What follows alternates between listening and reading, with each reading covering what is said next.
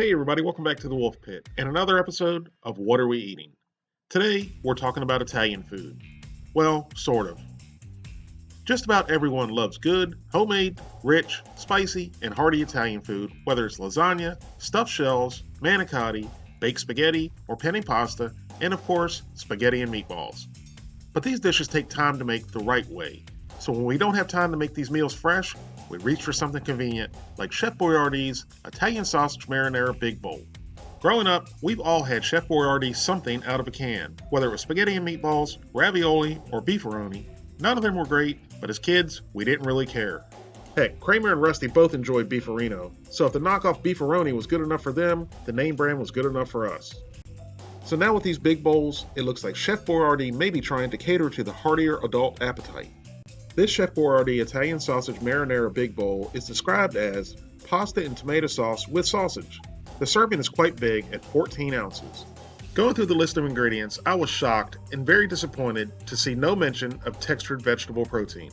How will I survive? Reading more into the ingredients, I see salt or another form of sodium listed 10 separate times as ingredients. I realize they break down individual ingredients, then list those ingredients individually. There's salt and sea salt listed, but then there's non-familiar names of sodium like disodium inosinate, disodium guanylate, sodium tripolyphosphate, and sodium phosphate. These are used as flavor enhancers, preservatives, emulsifiers, and thickeners. On to the nutrition facts, and they break this down into 2 servings. But come on, who's only going to eat half of this? We know why they do this, to make the nutrition facts more appealing. There's nothing really wrong with this meal. There's 400 calories for the whole can, which is pretty standard for a meal. Actually, it may be even a little low. I'm really happy to see there's 32% of our recommended daily allowance of fiber, because as we all know, fiber keeps things flowing smoothly, which keeps us happy. A slow flow makes us grumpy. Everything else is okay until you get to the sodium. If you only eat half of this, it's not an abundant amount of sodium, but like I said, realistically, who's only going to eat half? So when you eat the entire can, you're consuming 1,920 milligrams or 80% of your recommended daily allowance of sodium.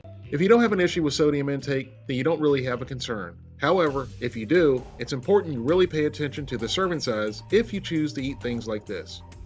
I was very surprised at the short shelf life, unless this has been sitting on a shelf for a year or so. I would have imagined something like this would last for quite a while.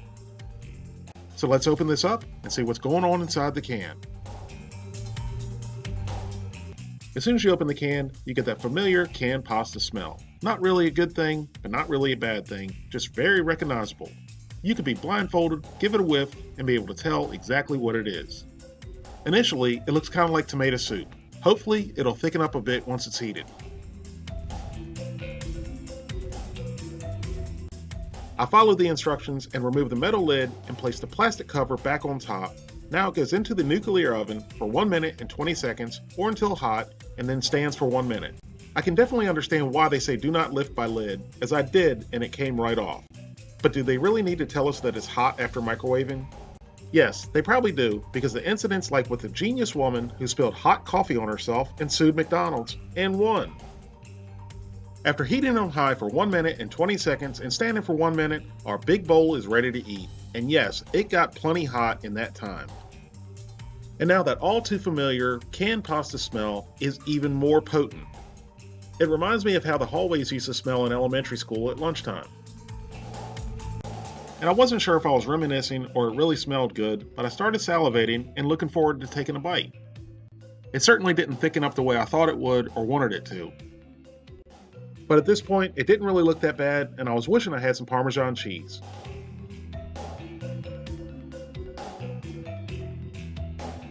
So I dug in and took a bite.